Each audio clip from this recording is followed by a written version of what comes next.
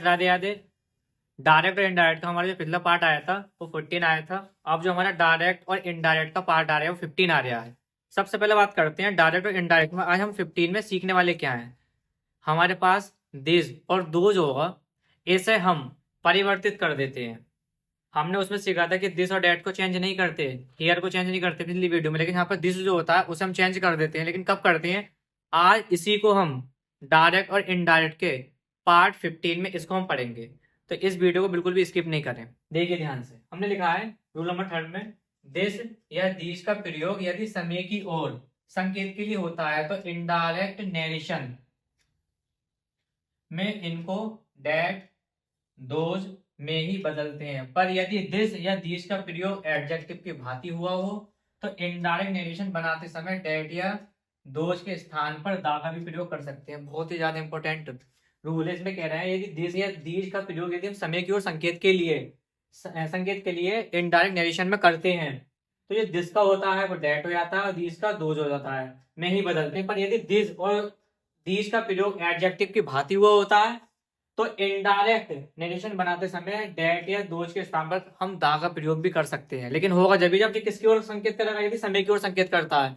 यदि समय की ओर संकेत करता है तो इन दोनों वर्ड में परिवर्तन हो जाता है। दिस का जो होता है वो हम डेट कर देते हैं और दीज का दोज कर देते हैं। इनमें हम परिवर्तन कर देते हैं। कब? जब समय की ओर क्या करेगा? संकेत करेगा। और कभी कभी जब एडजेक्टिव के रूप के भांति होता है तो इसके आगे हम दा का प्रयोग भी कर सकते हैं। तो इसका हम एग्जाम्पल को देखते हैं, देखिए ध्यान से।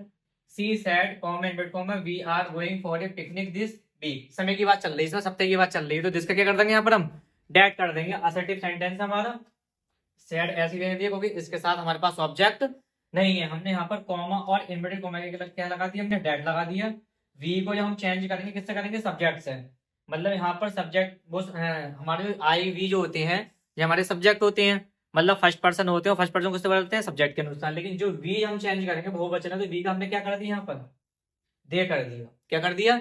दे कर दिया। और एज आर एम किस में चेंज कर दिया? वाजवर में।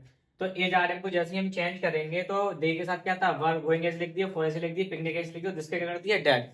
क्योंकि यहाँ पर समय की बात हो रही थी, इसे हमने चेंज कर दिया। अब इसका next example, he said I am preparing for the examination these days. फिर वही इसमें समय की बात हो रही है तो हमने पहले तो वही लिख दिया, ही सेड, और कंजक्शन हमारा डेट का, आई को हम ही से चेंज करेंगे तो ये हो गया क्योंकि हमने इसे पिछली वीडियो में सीख रखा था। ये जान किस में चेंज हो जाते हैं? बाज वन में चेंज हो जाते हैं। और ही के साथ हमेशा क्या आता है? बाज ही आता है। प्रिपेयरिंग ऐसे लिख दिया, फॉर ऐसे लिख दिया, दा ऐसे लिख दिया, एग्जामिनेशन लिख दिया। और देखिए समय को संकेत कर रहा है तो दीज का हमने क्या कर दिया? यहाँ पर दीज का हमने यहाँ पर दोष कर दिया।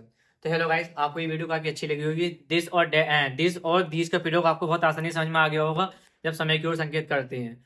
और हमारी अगली वीडियो आएगी कल, उस पर ध्यान देना। और हमारी वीडियो को लाइक कर दें, सब्सक्राइब कर दें और चैनल को बेल आइकन को ऑन कर दें।